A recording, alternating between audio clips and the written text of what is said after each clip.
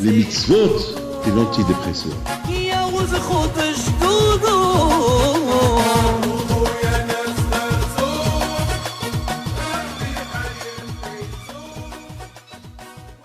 Bishut Morav et Rabotai, à l'approche de Matan Torah,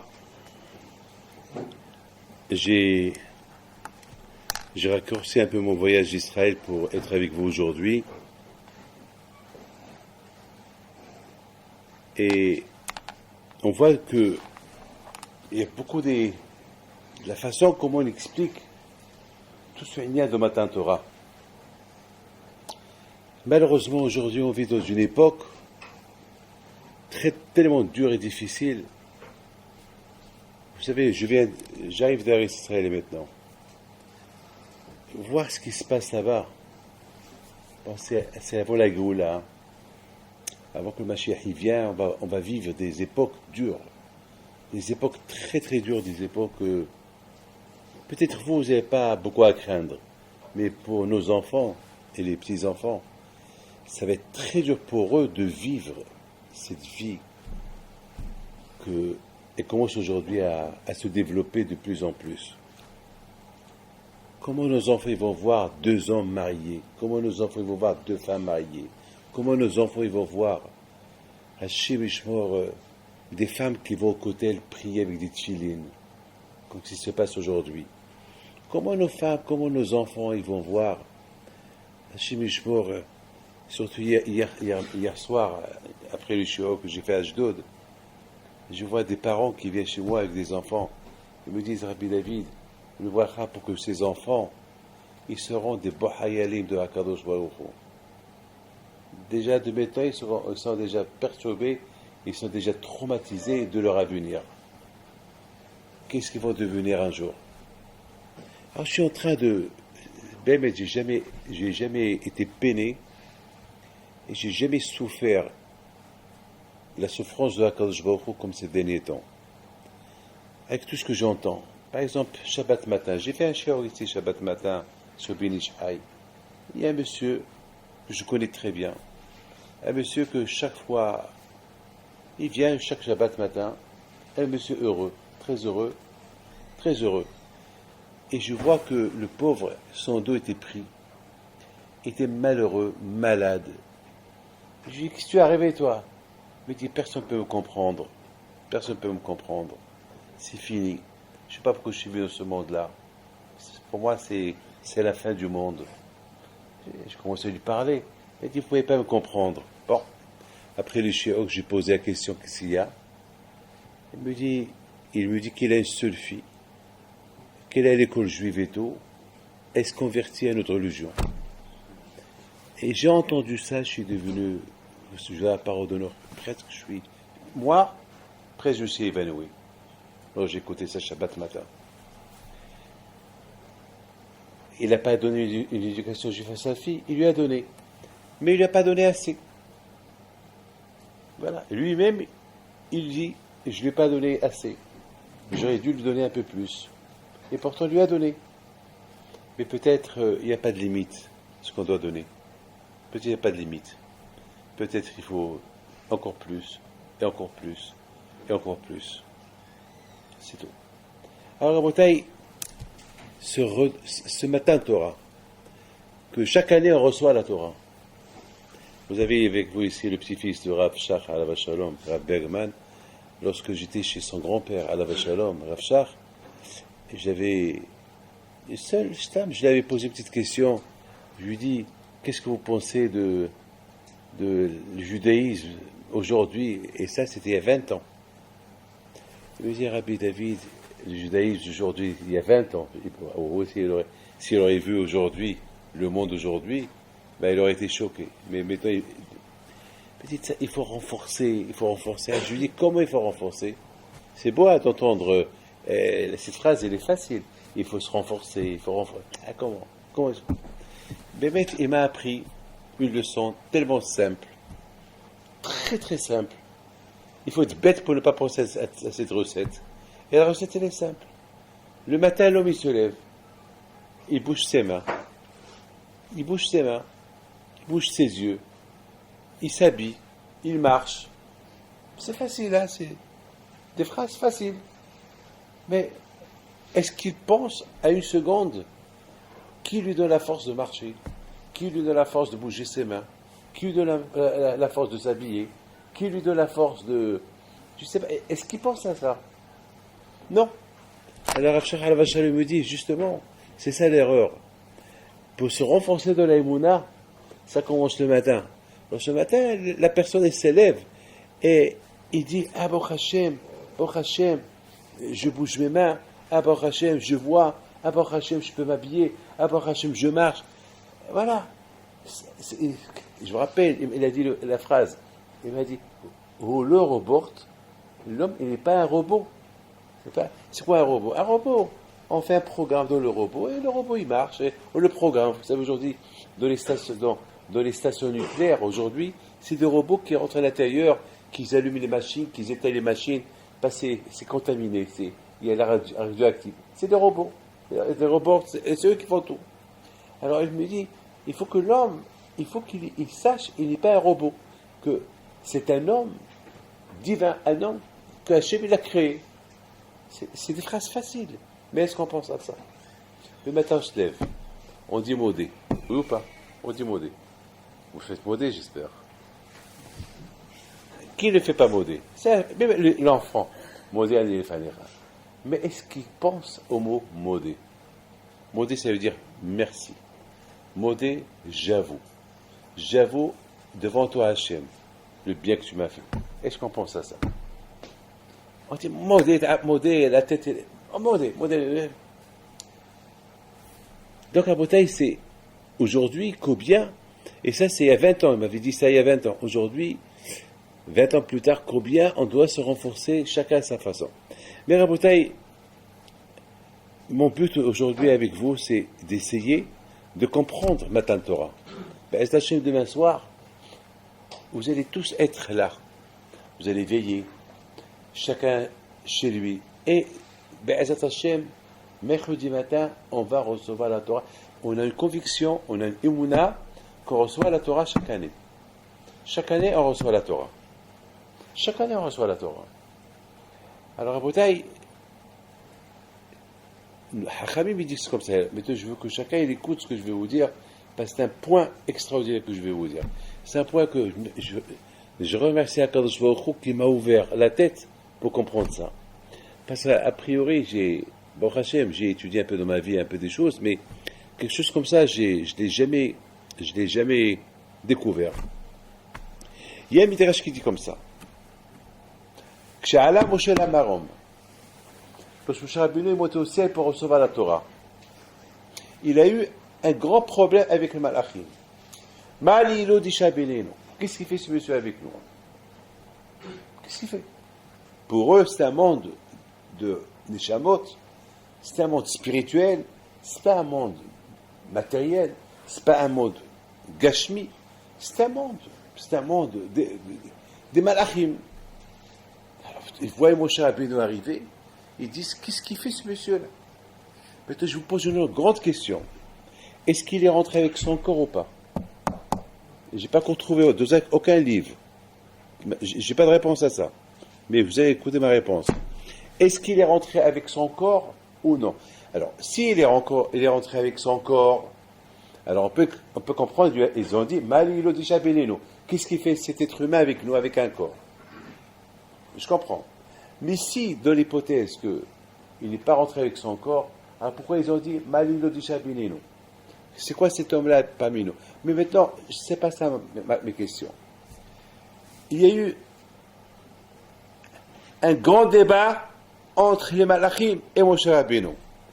Moshe Rabbeinu, au départ, il a eu peur d'eux. Et quand je lui ai dit, t'as pas peur.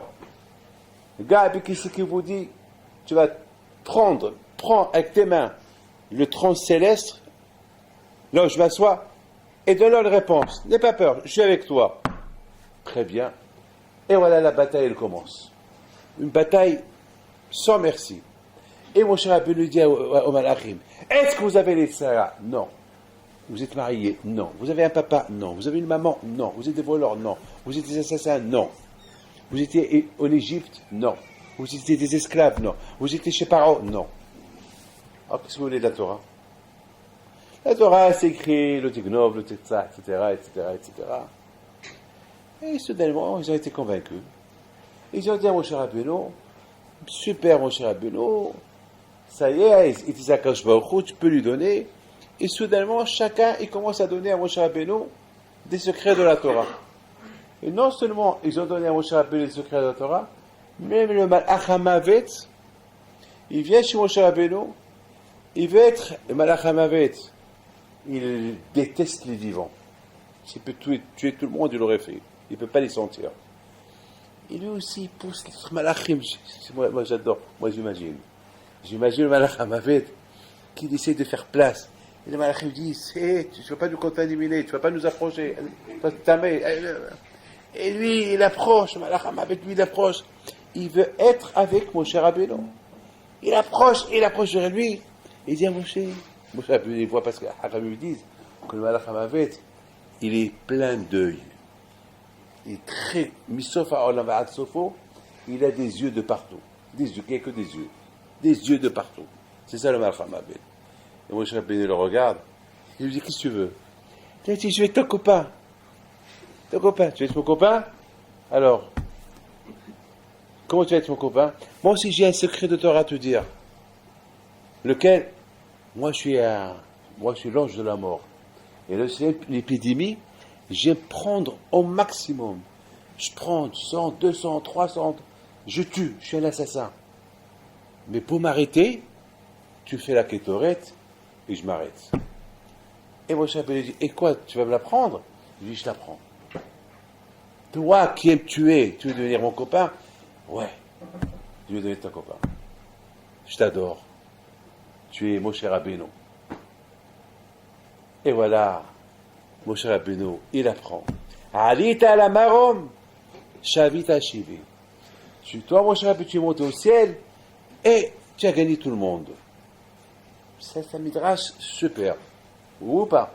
Donc maintenant, on a compris que Moshe Rabbeinu, alav shalom, il a gagné là-haut. Il a gagné. Il a gagné une grosse bataille et soudainement, tout le monde veut être ses copains. Et Moshe Rabbeinu, il a porté la Torah.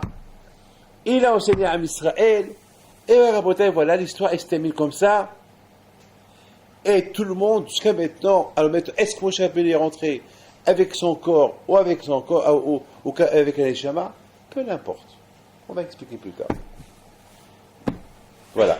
Ça, ce que j'ai à vous dire. Ça, c'est un midrash numéro 1. Alors, vous savez qui dit ce midrash-là? Vous vous rappelez qui le dit? C'est Rabbi Shua ben Levi. Il dit ce midrash au nom de qui? De Rabbi Shimon bar Yochai. C'est un super midrash. Hier matin, dans l'avion, c'est un midrash que j'adore. Et je le répète, parce que chaque année, je parle de ce midrash-là. Et voilà, soudainement, Rabotai, il y a un autre midrash qui vient. Quand j'étais jeune, à Bussière, à Armentières, jamais j'oublierai, il y avait là-bas un livre, ou à Saint-Bernard Shiva, il y a un livre qui s'appelle OCPL. Je ne sais pas si vous l'avez. Vous l'avez? Un petit livre, il s'appelle OCPL. Des histoires, plein d'histoires. C'est un livre, il y a beaucoup d'histoires d'Emouna dans ce livre-là. Il s'appelle OCPL. Il y a beaucoup de midrashim, plein de choses. Je crois que c'est à Saint-Bernard Shiva, il y avait ce livre-là. Et moi, je l'ai lu une fois, 2 fois, 3, je l'ai tout. Mais il y a là-bas une histoire, elle est rapportée d'une Gemara, et vous pouvez la chercher. Encore à Bishua ben Levi. Écoutez bien. Un jour, l'heure de sa mort est arrivée. Et voilà, Akadosh Baruch Hu dit au Malach HaMavet, tu la portes, mais Bishua ben Levi, je l'aime beaucoup. C'est un bon hassid à moi, alors tu le fais pas souffrir. Tu le fais pas souffrir. Et le Malach HaMavet dit, ah bon, alors, dès qu'il a entendu qu'il va porter une neshama comme celle-là, t'es content. Il va apparaître à Bishua ben Levi. Et Bishua ben Levi le voit, il lui dit, qu'est-ce que tu veux faire ici? Et tu sais, Hachem m'a envoyé de te prendre. Mais il m'a dit que je ne te fais pas souffrir. Il m'a dit que je suis gentil avec toi. Ah bon, alors ça veut dire que Hachem il m'aime. Il va dire que il t'aime. En plus, il m'aime, il m'a dit que tout ce que tu veux, tous tes caprices, je l'ai fait. Elle lui dit, ah, j'ai envie de voir quelque chose. Alors ça veut dire que j'ai Gan Eden. Je lui dis, tu as Gan Eden. Alors je lui dis, je veux que tu me prends voir ma place à Gan Eden. Il lui a dit, tu sais, tu peux pas, tu es vivant. Il a dit, mais Hachem t'a dit de me faire de mes caprices. Alors tu vas faire mes caprices. J'ai envie d'aller voir ma place à Gan Eden. Vous savez dans quelle Gemara il faut chercher. Je l'ai relu dans une Gemara, cette histoire-là. À Kolpanim, le Malach HaMavet, il n'avait pas le choix. Il prend Rabbi Shua ben Levi et il lui dit, voilà, je te laisse visiter. Dans 1 heure, je viens te chercher. Il lui dit, ben attends, je t'en prie, il y a une chose que j'ai un peu peur de toi, tu me donnes ton couteau. Mon couteau c'est avec ça que je travaille. Il dit, tu me le donnes, parce que j'ai peur. Il lui donne le couteau. Et Rabbi Shua ben Levi, il se promène, et le Malach HaMavet, il va vers lui, il dit, alors, ça fait 1 heure, ça fait une demi-journée, il faut partir. Il dit, il a juré Aninishva Bishemo, il a juré avec le nom d'Hachem qu'il ne bouge pas de là. Ça a fait un grand bruit dans le Shamaï. Ils sont partis chez Akadosh Baruch Hu. Ils demandent à Akadosh Baruch Hu qu'est-ce qu'il faut faire. Et Akadosh Baruch Hu leur a donné une belle machou. Il leur a donné un argument extraordinaire. Si jamais dans sa vie il a juré, il a fait Atarat Shvoa, là aussi c'est plus Atarat Shvoa, annuler son serment. Mais si il a juré dans sa vie, si dans sa vie jamais il a juré, donc il n'a jamais fait de Hatara, d'annuler le serment, laissez-le. Ils ont fouillé dans tous les papiers, ils ont vu que jamais il a juré. Donc, Rabbi Shua ben Levi, il est parmi les 10 personnes qui sont montées Gufon Shama à Gan Eden. Très bien. Le couteau était obligé de le rendre au Malach HaMavet, et Rabbi Shua ben Levi, il est resté. Maintenant, moi, je vous pose une question. Comment est-ce possible qu'ils n'ont pas dit le Malachim, Malilo Disha Beneno?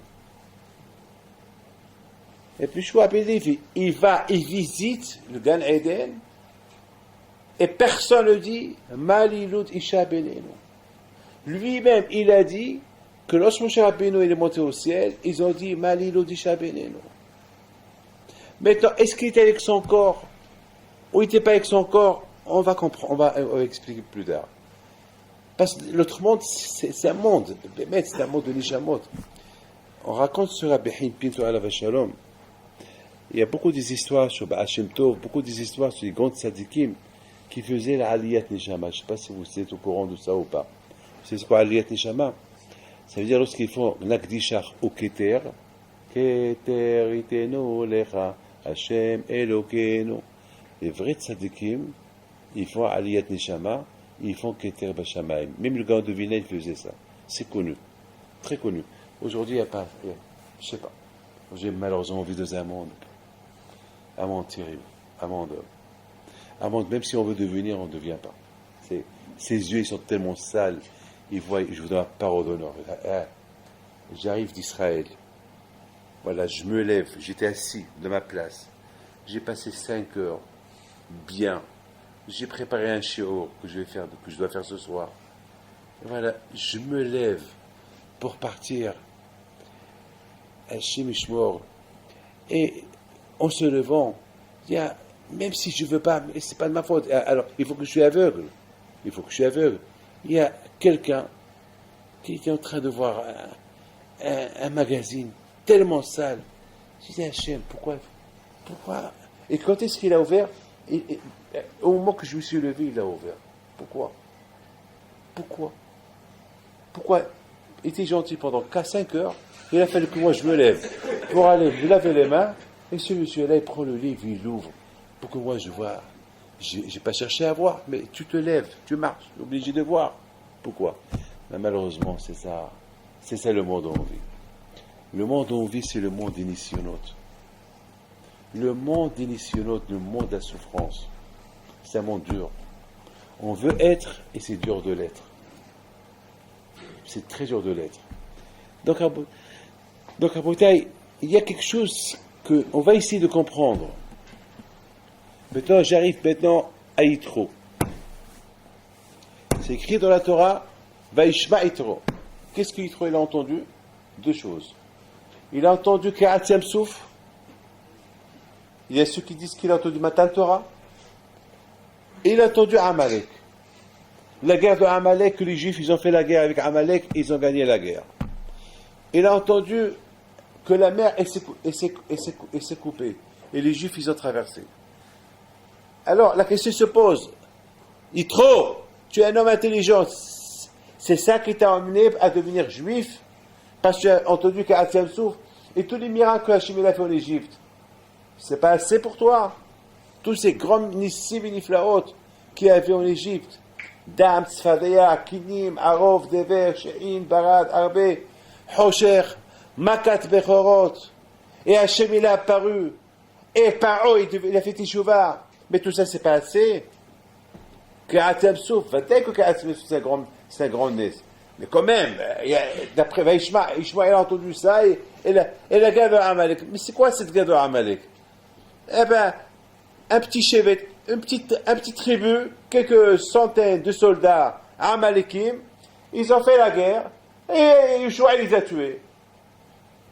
C'est comme si on vous dit, c'est comme on vous dit, un lion, il a fait une guerre avec une mouche, il a tué la mouche. C'est rien.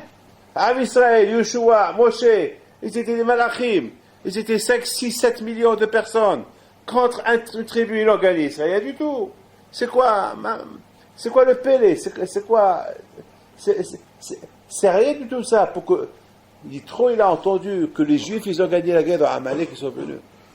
Peut-être là aussi, il y a des choses extraordinaires qu'on va essayer de comprendre.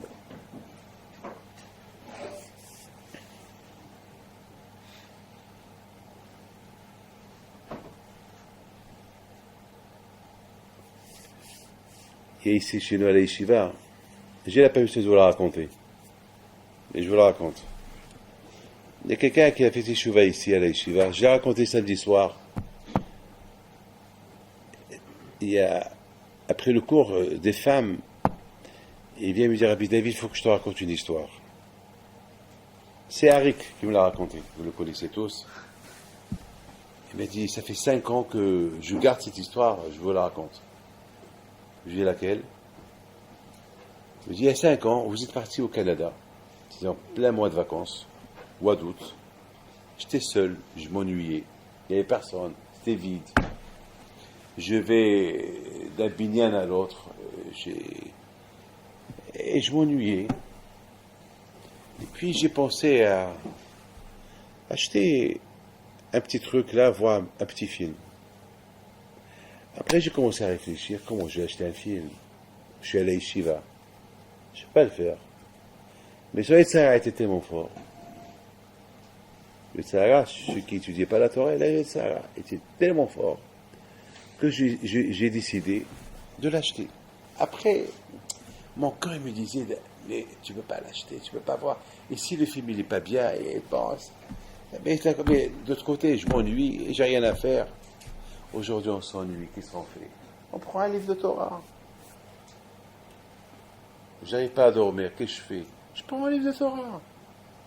Si j'ai pas envie de m'approfondir, je prends Homash, je prends Nevi'im, je prends Ktubim, je prends quelque chose. Je prends Yusifoun, je prends que la Gadot Israël, je prends une Midrashim. Et si je suis bien, ben je prends un Shelot Tshuvot. Sinon, je prends une Gemara. Ma balle. On passe le temps comme ça. Tu passes ton temps. Et tu embellis ton temps. Mais lorsqu'on n'a pas l'amour de la Torah, on s'ennuie. Hachem, Méfi, l'aider, Avodazara, l'aider Zima, celui qui s'ennuie et qui ne remplit pas son temps, eh ben, et à quoi il va penser? Il va penser aux femmes. Ben, il va avoir des bêtises. Et voilà. Il va faire n'importe quoi. Mais quelqu'un qui aime la Torah, il s'ennuie, il n'a rien à faire, il ouvre un livre. Alors il me dit, ce que j'ai fait, je suis parti pour acheter ce petit film. Mais dans le chemin, je disais, mais comment tu vas faire ça? Tu es à la Yeshiva. Tu peux pas faire ça. Et à la fin, il n'avait pas assez d'argent, il avait uniquement pour acheter le film, mais pour aller acheter le film, il faut qu'il prenne le métro. Il n'avait pas l'argent du métro. Il a sauté la barrière. Ça c'est Harry. Il a sauté la barrière et la police elle arrête. La police elle arrête. Papy, il parle pas français, il a dit allez va-t'en. Bon, il s'est dit bon, parce qu'il s'est dit il faut que Hachem il me montre un siman, pour que Hachem il me surveille, pour que j'achète pas ce film. Donc lorsqu'il y a eu ce siman là, il a dit non, ça c'est pas un siman. Non, c'est pas un siman. Il faut un vrai siman.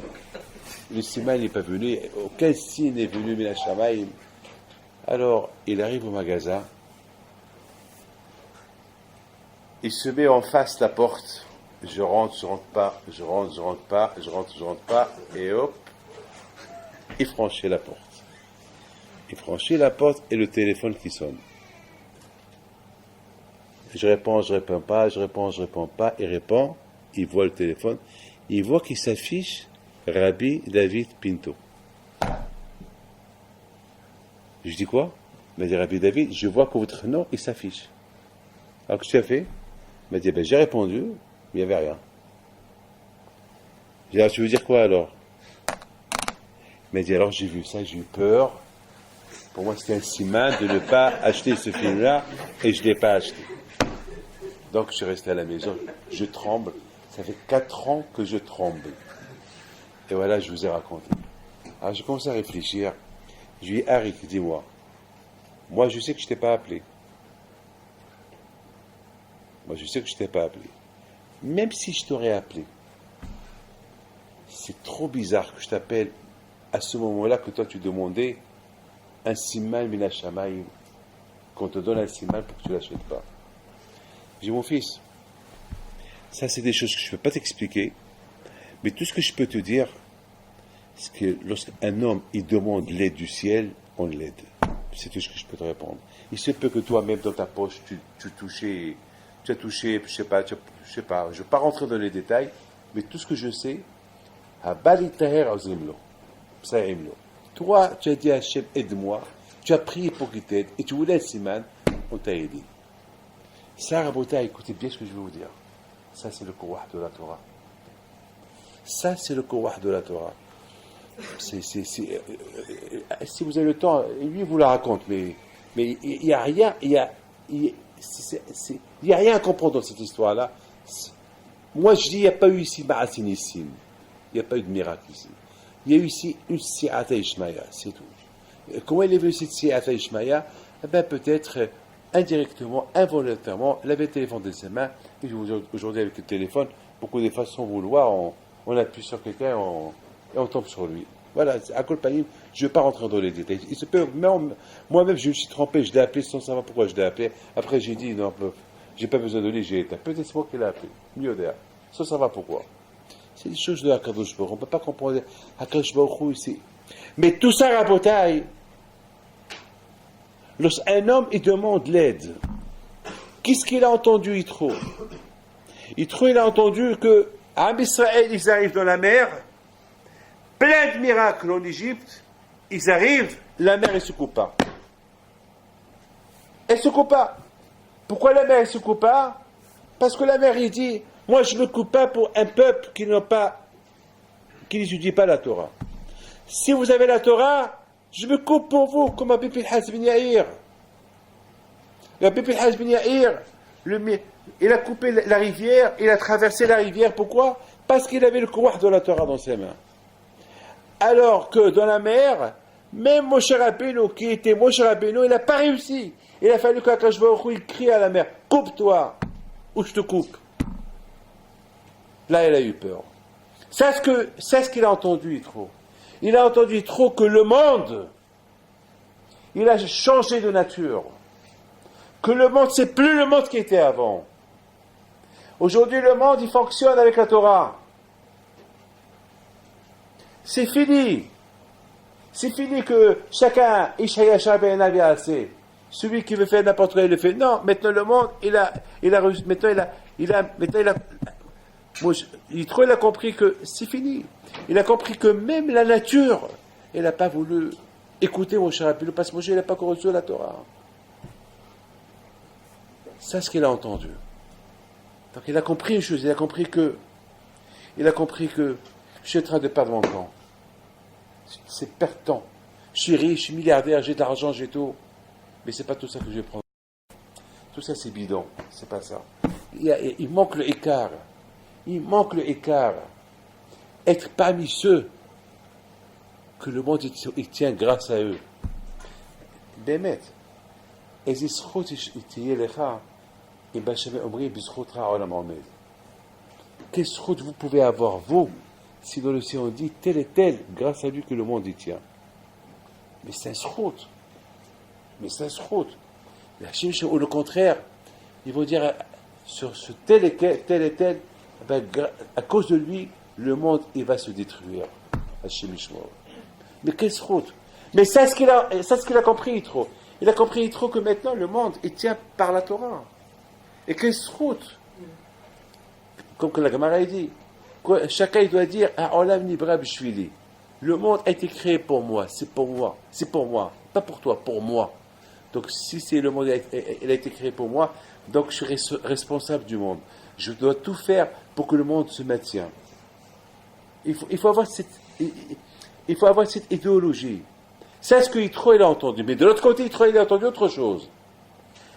Il a entendu qu'il y a un Yetzirah, que jusqu'à maintenant il était endormi. Jusqu'à maintenant, Yetzirah, il gênait personne.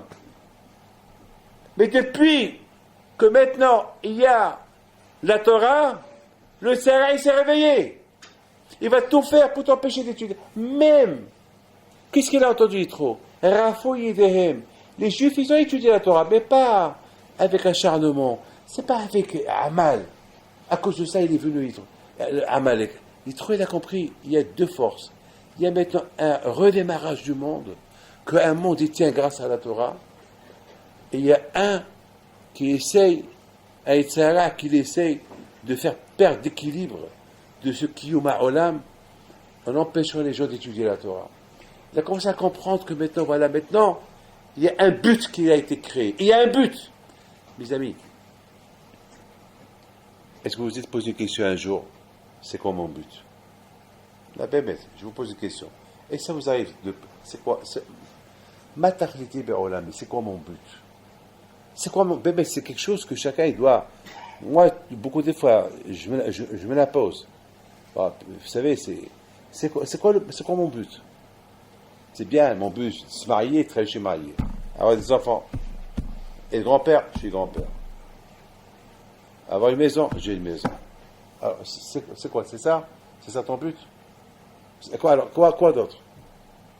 Quoi? Un autre but. Vous savez, voir Rabbi Yitzhak Halevi de Babitchov, il n'y avait pas d'étrogim chez lui. Pas d'étrog. Il avait de la peine. Il a envoyé partout des gens pour acheter un étrog. Wallo. Il n'y a pas d'étrog. Il leur a dit, je vous en prie. Il a dit à ses élèves, je vous en prie, faites tout pour m'avoir un étrog. Je paye le prix fort. Toute la vie de Babitchov, il n'y a pas d'étrog. Ils sont sortis chercher un peu les environs des villes et ils ont vu un juif qui a un étrog. Ils lui ont dit, je t'en prie, vous nous ce étrog, on te donne content ce que tu demandes. Pas du tout. Toute l'année, je ramasse l'argent pour avoir un étrog et j'ai l'étrog, je ne veux pas le vendre. Alors, au moins, viens chez le rabbi, il va te faire une bracha. Je connais sa bracha. Oh, ouais, il va me le prendre. Il va te faire une bracha. Ouh là là, je le connais, lui, il va tout faire pour moi. Mais attends, tu refuses d'aller voir le rabbi. Rabbi Yitzhak Halevi, David, tu refuses. Il dit, bon, j'irai le voir. Certainement, il va me dire que je lui montre le hétrog. Alors, je le prends avec moi. Il prend le hétrog, il prend le loulav, et il va chez Rabbi Yitzhak Halevi de Vitchov. Rabbi Yitzhak, il le reçoit. Baruch haba. Quelle route. Quelle route. Un effet dans les drogues. Je vois, tu peux passer avec nous à la fête. On va bien te recevoir, on va bien t'accueillir, on te donne de l'argent. Non, je rentre chez moi à la maison, j'ai langué ma femme, mes gosses. On te donne ce que tu veux. Elle vend le... Ouais, il a tout fait. Elle a fait, lui dit, bon, je vais te proposer une proposition que peut-être tu ne vas pas refuser. Il lui dit quoi? Il lui dit, voilà, je te donne la moitié de mon Olam Haba. La moitié de mon Gan Eden, je te donne. Dès que Rabbi Yitzhak Halevi, il entend, dès que le juif, il entend le Gan Eden de Rabbi Yitzhak, il lui a dit, it's a deal. Marché conclu. Fais-moi un papier tout de suite, que tu me donnes la moitié de ton Olam Haba. Et je te donne le Etrog et le Lulav, je te donne tout. Tout. Rabbi Yitzhak Halevi prend un papier et il dit, papa, voilà, je te donne. Voilà, moitié. Il passe la fête, voilà, il s'assoit pour passer la fête. Arrive ce côté, il arrive. Le juif, il était l'invité d'honneur. Les Amak, tout le monde qui le regarde. C'est lui. Le Olam Haba, c'est lui. Et il dit, c'est que, il arrive pour rentrer à la souka et on lui fait une barrière. Tu rentres pas. Je rentre pas, pourquoi? Non, tu rentres pas. Comment je rentre pas? Mais c'est moi. C'est grâce à moi que vous avez pris le mec, le hétro. Non, tu rentres pas, non. Tu as gagné ton Olam Haba. Tu rentres pas. Bon, c'est pas grave, allez. Il va chez les autres, il va chez les... Aucun juif de la ville l'a laissé rentrer. Il a compris ce que Rabbi Yitzhak a fait ce coup-là. C'est un vrai coup monté. Il va chez Rabbi Yitzhak, il tape à la porte, il tape à 2h du matin. Mais laissez-moi rentrer, c'est ma mitzvah. Et Rabbi Yitzhak, il sort. Oui, mon fils, qu'est-ce qu'il y a? Ben, je crève de faim. C'est ça, comme ça vous faites. Je vous ai fait un service, je vous ai donné mon... Il a dit, non, shalom. Mais tu ne veux pas rentrer. Alors je ne veux pas faire la mitzvah. Les Sheva Souka, manger à Souka. Tu rentres uniquement si tu renonces à la moitié de Gan Eden que je t'ai donné. Il ça veut dire, tu m'as pris le Etrog, et tu m'as pris le Lulav, et maintenant, tu m'as eu. Voilà, tu m'as eu. Il dit, le business, c'est le business. Tu as pris de moi mon Olam Haba pour les Etrog, maintenant tu veux rentrer dans la Souka, tu renonces à ton Olam Haba. Alors tu réfléchis, je te donne 5 minutes. Après 5 minutes, tu rentres plus. Le juif, il réfléchit, il dit à Yitzhak, bon, c'est pas grave, le Olam Haba, peut-être je peux le perdre, mais cette mitzvah, je vais la perdre. Prends ton Olam Haba, moi je rentre. Yitzhak, il le prend, il dit, mon fils, maintenant, je te donne et le Olam Haba, et rentre. J'ai pas voulu que tu gagnes Olam Haba sans travail. Olam Haba, il s'achète avec Amal. Olam Haba, il s'achète avec l'effort, comme il dit à Bishma Aba Yochai. Olam Haba, il s'achète avec des sourires. Et toi, tu l'as gagné comme ça avec un étrog. Mais là, je t'ai mis dans une situation tellement grave que tout le monde était perdu devant toi. Donc là, tu as gagné Olam Haba Bisrout, par mérite. Là, tu mérites. Là, tu rentres. Rentre et bon. Rabotai, ça c'est le kouah de la Torah parce qu'on a la Torah. Maintenant vous comprenez, Yitro il a entendu le kouah de la Torah, que tout fonctionne, tout redémarre avec la Torah. Sans Torah le monde il est vide, il est nul, rien du tout. Oh, un homme qui lit sans Torah, il a Haolam lo k'daïlo. Ça vaut pas ça vaut pas la peine qu'il a été créé. C'est aval, quelqu'un qui étudie la Torah, comme le Père dit, que la beauté, la richesse, la force, tout ça, Hachem les a créés que pour les Bnei Torah. C'est tout. Ça, ce que Yitro, il a entendu. C'est quoi le but de l'homme dans ce monde-là? Moi, c'est ça. Ça fait de la peine de voir des gens, comme la semaine dernière. Je vous ai raconté, je ne sais pas si je l'ai raconté ou pas. J'étais avec Hanania, on était en train de manger sur le Baal HaBayit, à Chicago, on mange. Et moi, j'étais en train de parler d'Ivret Torah. Hanania, il écoute, il n'a pas le choix. Et le Baal HaBayit, et son fils, et ils avaient signé une affaire le même jour. Ils étaient en train de... C'était... Leur tête était pas là. Et après, lorsque j'ai parlé avec le fils, je lui dis, à quoi tu pensais dont j'étais en train de parler? Il me raconte qu'avec papa, il y a une affaire aujourd'hui qui s'est... Je dis, mais, alors j'étais en train de parler. T'étais ailleurs. Je dis, oui. Je dis, tu sais, mon fils, que ton affaire, tu peux la perdre. Cette affaire, tu peux ne pas l'avoir. Cette affaire, tu ne vas pas la prendre avec toi. Et les gars, c'est la Torah. Même ça, tu ne l'écoutes pas. Alors que les affaires. Il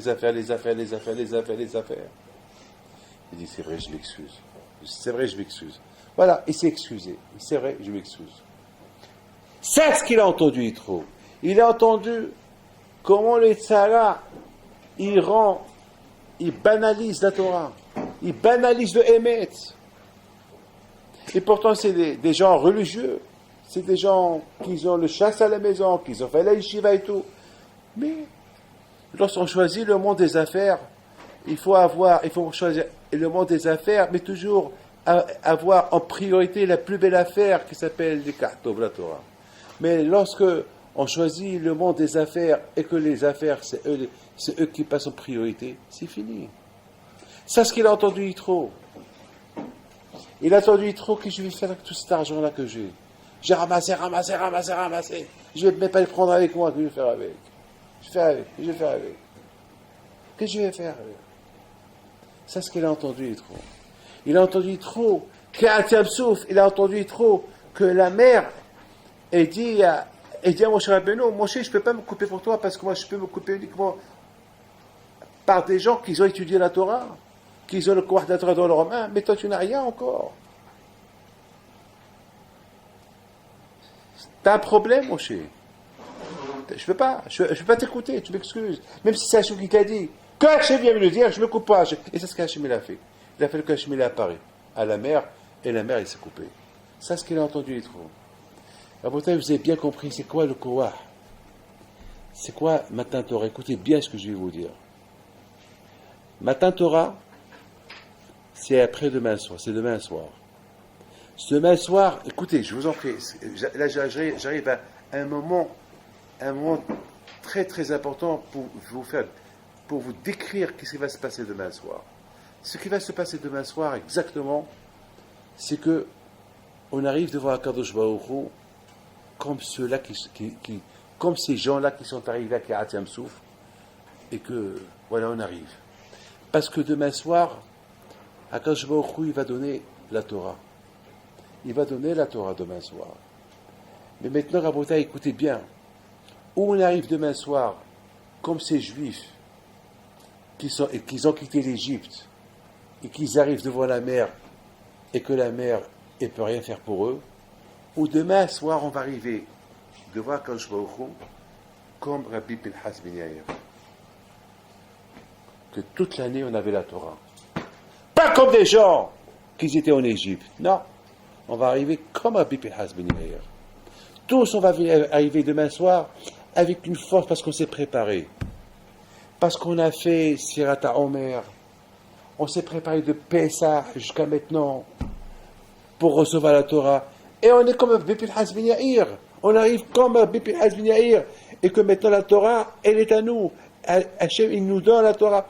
Il nous ajoute la Torah. Il nous ajoute encore plus qu'il nous a donné. Encore plus. Ou bien, Hachem Ishmor, on va arriver comme des Amers Aratzim, comme des ignorants, comme des gens bidons, alors qu'on a déjà reçu la Torah, on arrive comme des Amers Aratzim, la tête elle est ailleurs. Que le monde, le monde, qu'on n'a même pas un mérite pour que le monde y tienne pour nous. Alors que nous on dit à Olam Omed, à la Torah, à la Aboda, le monde y tient grâce à la Torah, et la prière, et Gemet Hasadim, on va arriver sans srouyot, sans rien du tout. Ou alors, des gens vides. Ça sera un bisayon. C'est un grand bisayon. On va arriver comme ça devant Akadosh Baruch Hu. Maintenant, vous avez compris la grande question que je vous ai posée tout à l'heure, et je la réponds, et on termine. Avec ça, vous allez partir ce soir, et si ça ne vous dérange pas, au moins dites-le, dites-le au mon nom. Comme ça, j'aurai un peu des strouillots à ce Shavuot pour que Hachem il me donne un peu plus de tout. On a posé une question tout à l'heure. Le même Abishua ben Lévi Et le même Rabbi Shua ben Levi, qu'il dit, au nom de Rabbi Shimon Bar Yochai, lorsque Moshe Rabbeinu est arrivé dans le ciel, les malachim, ils ont dit, Mali Lodisha Benenu. Oui ou pas? C'est Rabbi Shua ben Levi qui dit ce Mahamar-là. Qu'est-ce qu'il fait celui-là avec nous? Maro Sepo. Lui, il n'appartient pas à ce monde-là. Alors on a posé une question. Est-ce qu'il est venu avec son corps ou il est venu sans corps? S'il est venu avec son corps, je comprends l'argument des malachim. Qu'est-ce qu'il fait ce Moshe Rabbeinu avec un corps dans l'autre monde? Ici, il n'est pas venu sans corps. Alors, s'il n'est pas venu sans corps, parce qu'il a laissé Har Sinaï. Donc, c'est sa neshama qui est montée. Puis, c'est la neshama qui est montée. Alors, c'est pourquoi ils disent Mali Lodisha Benenu. Et après, ça, c'est Rabbi Shua ben Levi. Et après, je vous ai posé la grande question d'un autre Rabbi Shua ben Levi, le même Rabbi Shua ben Levi, qu'avant qu'il est mort, il s'est promené à Gan Eden, et après, il ne voulait plus quitter Gan Eden. C'est le Malach HaMavet qui l'a pris à Gan Eden. Il a juré qu'il ne quitte plus Gan Eden. Et il est resté à Gan Eden jusqu'à maintenant. Alors, ma question, elle est, lorsqu'il est parti visiter Gan Eden, comment ça se fait que Malach, ils n'ont pas dit Mali Lodisha Benenu? Qu'est-ce qu'il fait celui-là avec nous? Le même argument qu'ils ont fait pour Moshe Rabbeinu. Mais la réponse, elle est super extraordinaire. La différence entre l'époque de Moshe Rabbeinu et l'époque de Rabbi Shua ben Levi, c'est une différence énorme. À l'époque de Moshe Rabbeinu, lorsqu'ils ont dit, qu'est-ce qu'il fait ce monsieur avec nous ici? Parce qu'il n'a pas encore reçu la Torah. Parce qu'il n'a pas reçu la Torah. Qu'est-ce qu'il fait? C'est le Kiyum, Ha'olam. Et l'existence du monde et l'existence de l'homme lui-même, c'est la Torah. Parce que la Torah, elle transforme le corps. Le corps, il devient Haticha de Kedusha. Même si c'est un corps, il devient Torah. Regardez mes mains. Mais mes mains, c'est Torah, mes mains. Lorsque j'utilise mes mains pour faire que des mitzvot, c'est plus. D'ailleurs, on dit lorsqu'un tzaddik meurt, Siftotav Tovevot Vakever. Il étudie la Torah même dans son corps, même dans son tombeau. Donc ça veut dire que lorsqu'ils ont dit Malilot Isha Benenu, qu'est-ce qui fait un être humain avec nous? Ils ont parlé d'un être humain qui n'a pas encore étudié la Torah. Mais la différence, elle est énorme. Lorsque Moshe Rabbeinu est monté au ciel, 2000 ans plus tard, il se promenait. C'était Rabbi Shua ben Levi. C'était un grand tzaddik. À tel point que la Gemara raconte, lorsqu'il est parti visiter Rabbi Shimon Bar Yochai, il tape à la porte. Toc. Qui est là? C'est Yeshua ben Levi. Je veux rentrer te voir, Bar Yochai. Et Rabbi Shua dit, Hane'il keshet miyamecha.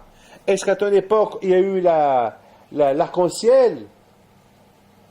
Parce que lorsqu'il y a l'arc-en-ciel, ça veut dire que le monde, il n'est pas méritant. Parce qu'il n'y a pas de grands tzadikim, que grâce à ces tzadikim-là, ils peuvent faire acquitter le monde entier des Averot.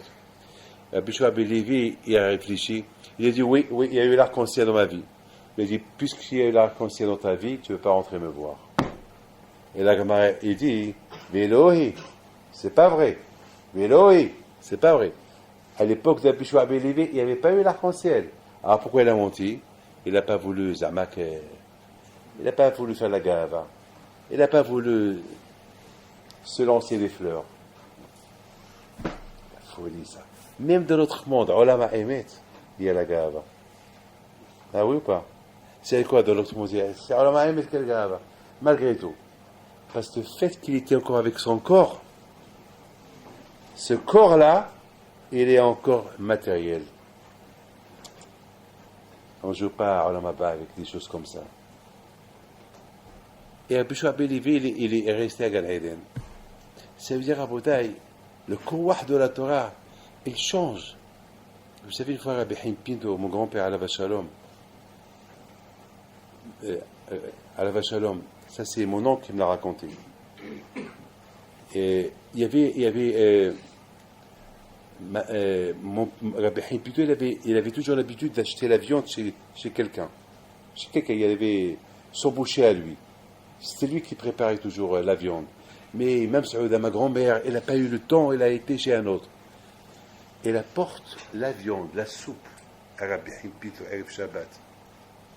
Il dit à sa femme, mais il y a plein de verres. Il y a plein de verres. Elle regarde. Je dis, mais c'est de la folie. Mais d'où ils sont sortis ces vers? Je dis, bon, il a commencé à réfléchir. Et il me dit, dis-moi, chez qui tu as acheté la viande? Il dit, eh ben, j'ai pas eu le temps, j'ai acheté chez tel et tel. Et il lui dit, ma fille, c'est pas Hassu Shalom que tel et tel, il t'a vendu de la viande pas cachère. C'est que moi, je donne la parnassa à celui-là. Parce que celui-là, le pauvre, c'est pas tout le monde qui achète chez lui. Moi, le fait que les gens, ils savent que j'achète chez lui, alors les gens, ils achètent chez lui. Tzadikim, le kouah de tzadikim. Moshe Rabbeinu alav shalom, il a fallu qu'il tient le tronc céleste pour affronter les malachim. Parce qu'il n'a pas encore reçu la Torah. Avec quoi il les a affrontés? Avec des petits arguments qu'il avait.